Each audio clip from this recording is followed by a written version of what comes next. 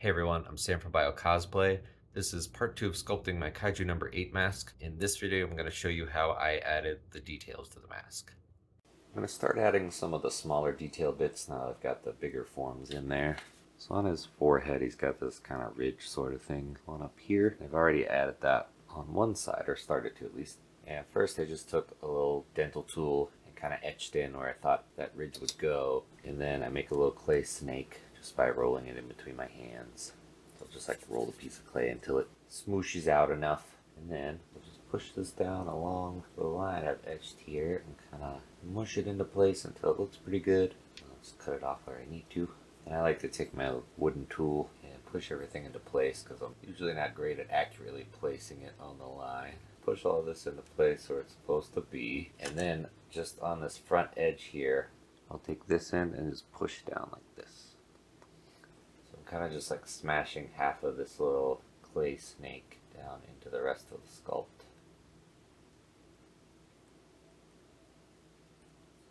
It's going to look kind of ugly, but this is just to make sure it sticks on there and to start the kind of blending up into that slope. And sometimes I'll go back and like soften this hard edge I left.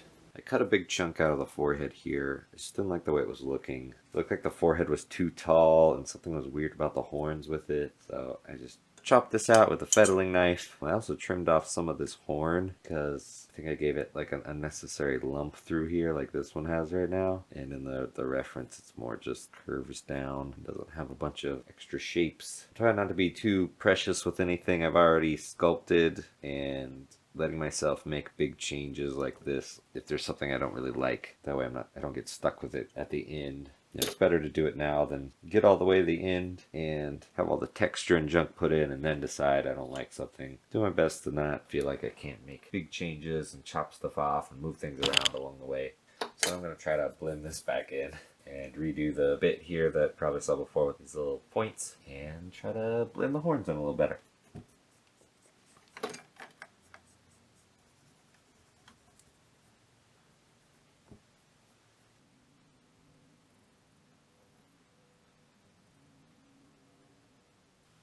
Now that I've got most of the forms in here and I like the way it's looking, I don't think there's going to be any major changes. I'm going to start putting in some of the little detail bits. So like right here in the reference, he's got like veiny looking spots on the skull. So to do that, first I rolled out a little noodle of clay just between the palms of my hands. And then if your clay gets like kind of chunky in the middle from rolling it out like that, you can just kind of like pinch it and pull it out a little bit until it's more consistent. So then let's start at the corner here and just kind of lightly push it down for now.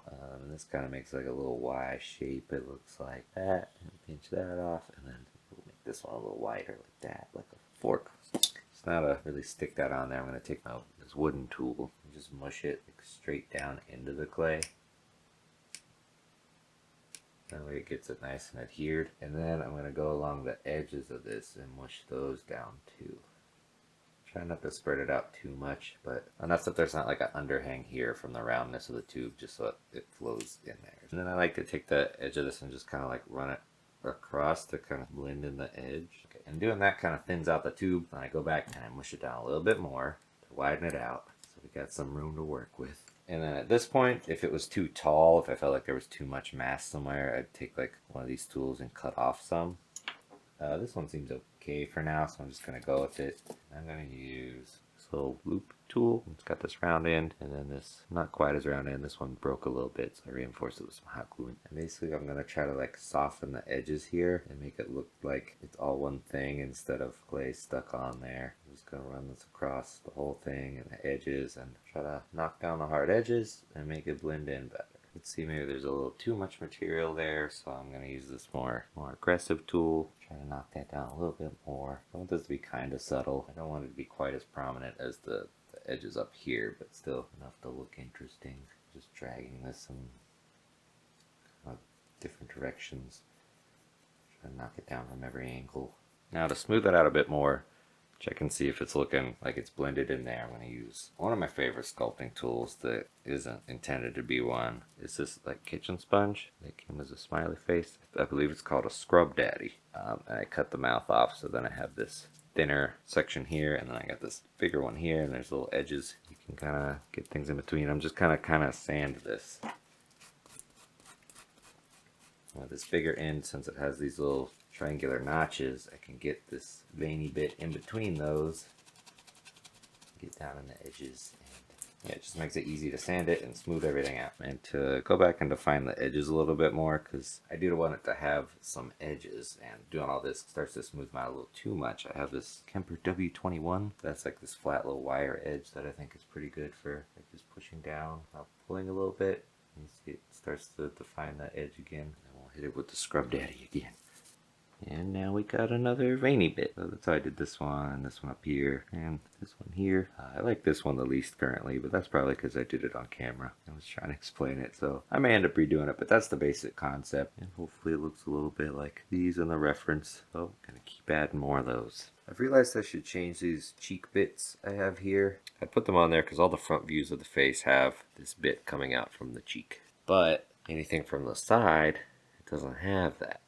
So before I had this little cheek nub in here, and instead I've just chopped that off, and now instead of wrapping all this around the back of my head, I've kind of flared this out a bit and put a little point right in line with where that nubbin was. I'm just trying to make this cheek shape over here, but not on the cheek, on the back of the head there. So then when I look at it from the front, it still has this like rounded section here that comes down and looks like it's swooping off the cheek. But then from the side, we don't have a weird cheek nubbin. And I'm gonna probably get rid of this big spike here, or change some things around in some manner. But I just like roughed this in real quick off camera, because I've been trying some things and had this revelation that it's wrong.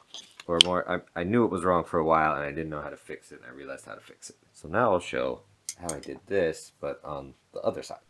First, I'm just going to chop off this cheek section. I'm going to do my best to use this cloth measuring tape to line up where the other side is to roughly get them in the same spot. They don't have to be exact, somewhere around there. And then I'll look at it from the top and see how far back I need to get it. I'm kind of using this center line still as a reference for how far over to go, or from where to measure from. So then, kind of like the rest of the sculpture, now it's just mushing clay until it looks like the thing. In this case, a point that tapers towards the cheek. So I got the rough shape in there, and I think it looks close enough to the other side. So now I'll start blending it in with my rake tool. I like to hold a bit of clay underneath what I'm sculpting. That way I can catch the bits that drop off, and then when my tool gets all gunky with clay, I can just stick it in this and it pulls the clay bits off. Now that that's in, I think I'm going to add another point right here in between this cheek bit and the horn, just because some of the reference, it looks like the horn comes down and then there's a little point and then that point. So I want to try to fill this space in here so it's not just a big gap of nothing. And that's going to be roughly the same thing, just a bit smaller. So just going to mush that clay on there and smooth that out as well. I want to start roughing in this plate that goes on the top of the head, kind of underneath what I've already got here. So I've started out by just putting a couple clay noodles here in like a triangle shape. And I put kind of a bigger clump there in the middle so it's elevated in the back to kind of give me a base structure to work off of. So now I can start to fill this in. And it might help to actually see what I did here before. So I kind of just put like one clump in the back there, and then took like a noodle that I rolled out and kind of mushed it up like that and tried to taper it down. I've got kind of my base lump of clay there. I don't want to butt it right up against this yet because I don't know how I want to blend it into there. But now I can start kind of laying out these other shapes that seem to go in here, and like everything else, it's kind of inconsistent between each panel, but we'll just kind of wing it and see what we got. I'm trying to draw this in here with this metal tool.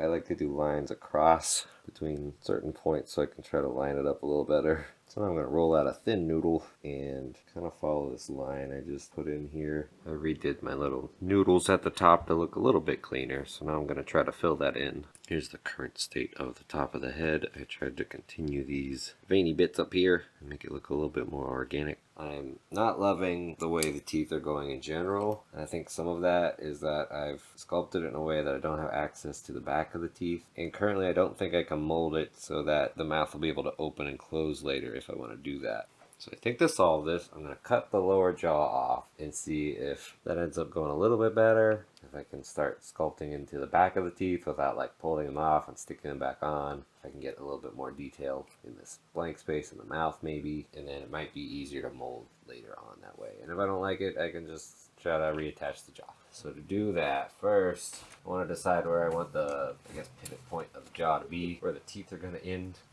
Kind of draw a line back here. I've looked at this a couple times before. I've tried to line up the teeth, maybe roughly 2 inches of jaw on each side. And I have a fettling knife, this tool with a little triangle pointy end that's good for cutting stuff. I'm going to score it with, I think, the primary cutter I'm going to use once I get in there is this wire that's attached to 2 wooden dongles. This I can snake under the current teeth, saw that back and forth, and then once I get it lined up on both sides, I should just be able to pull it straight back around the head, like a garrote sort of situation.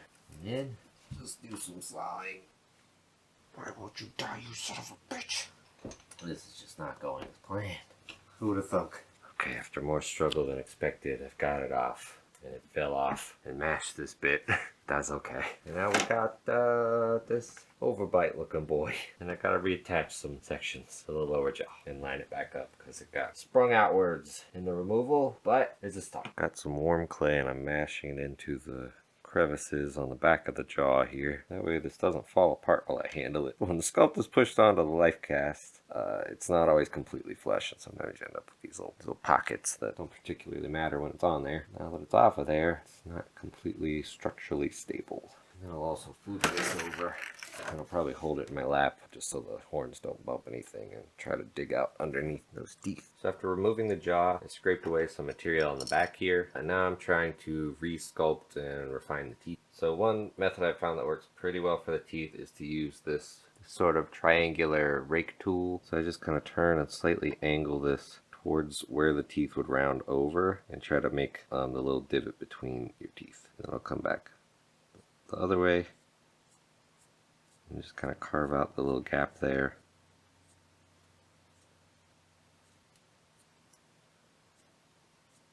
And basically just go back and forth until the groove's pretty consistent. And I'll go around and do that for all the teeth here. I know you're not going to see the back of the teeth, but I don't want them to just be like this flat blocky shape. And see, I've also scooped out the back of these teeth a little bit. Use this round end for that. I'm playing around with trying to give the teeth a bit of a gum line sort of situation. So for that I'm using this little loop tool. Basically I'll just trace out where I think the bottom of the tooth should go. Just make kind of like a rounded section down here. Like that, and then I'll push into that line I just made and pull up onto the tooth. And this will start to give the tooth a little bit more depth and round it in there. And this one's a little flat. I might need to add a bit of clay here just to help it have that curve. So you don't really want a big flat spot.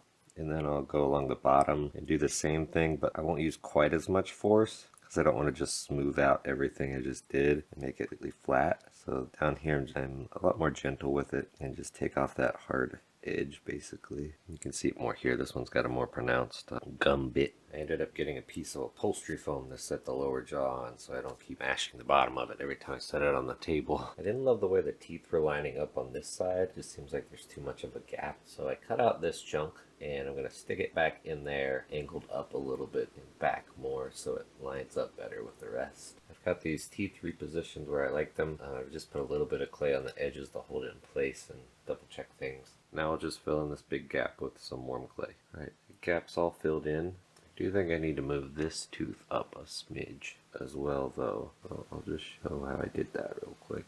Poking this in here, wiggling it back and forth till I get through to the other side. And I'll just cut down where this seam already is over here.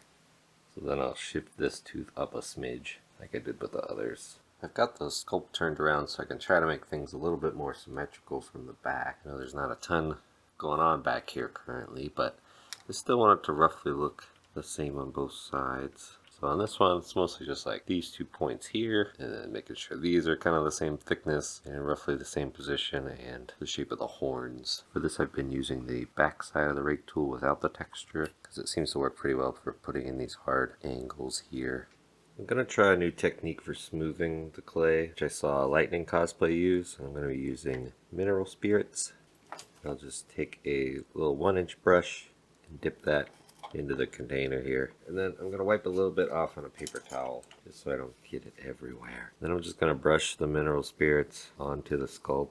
Right now I'm just going to do the teeth and like the little gum area around the teeth. And this will basically soften up the clay a bit. And I like to take my finger and I just rub the clay in little circles and you can kind of shape it a little bit as you go. So I'm not applying a ton of pressure along the teeth here. Gonna smooth out any tool marks I've got. Not be too forceful so I don't get like indents with my fingy. Trying to gently go over these gums. And then since my gloves have a little bit of a texture, once some of this is wiped away or dried off, I take off my glove. And then I'll go back in with just my bare finger and try to smooth a little bit more. I also like to use this little rubber-ended tool. And since the clay's softer now, I can go up and a little bit more smoothing and sculpting in the gums.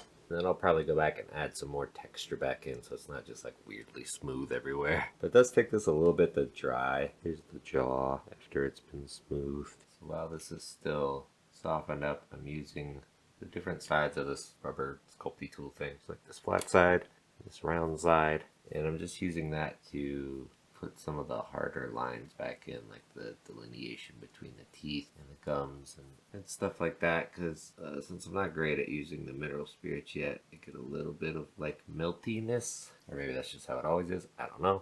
So it feels like I have to go back and make the sculpt not so soft looking, especially for parts like this that need like a hard break. It also feels a little similar to foam clay, if you've ever used that, where like when you get it wet, it starts to have like a sort of a film on top that comes off. In this case, just clay that's softer. So I wipe the tool on a paper towel to get some of that off my tool. So I think that's decent. I'll probably leave that to dry. I might fiddle with it a little more, but I'll give it a couple hours and then I'll come back and I can do some more work on it with the harder tools. So now I'm trying to add some texture back to these sections that I made really smooth and also get rid of some of these tool marks like up here and then add some texture in there that doesn't look quite as tool marky. So for anywhere with tool marks, I'm using this wire loop tool thing, and it has a very fine little texture it puts in there and kind of sort of smooth stuff out. I'm just going over these sections in all directions. This will also highlight spots that need filled in. There's small sections here that could use a little bit of clay in there. And then I'm taking a scrub daddy that I've used on clay a bunch, so it has a bunch of bits of clay and it's all roughed up and whatnot. And I'm just kind of folding that over on itself and just pushing that into the clay. And being kind of rough with it and not being super uniform. Since it's got all these clay bits in it, it'll leave little spots of clay. So I'll just wipe off some of those, but leave some of the ones that really stick in there for some variation. If there are any pieces of clay that are a little too lumped up that get put in there, I'll just go back over those and flip them off. I just kind of like this like organic random sort of texture it leaves. So that's mostly how I'm going to be texturing this sculpt. I might use a few other techniques, but I think this will be the primary one to get a texture I like across most of it. Thank you for watching. In the next video, I'll show you how I molded this mask. I hope you liked the video, and if you did, feel free to give it a like, comment, subscribe, share it, etc. And I'll see you next time.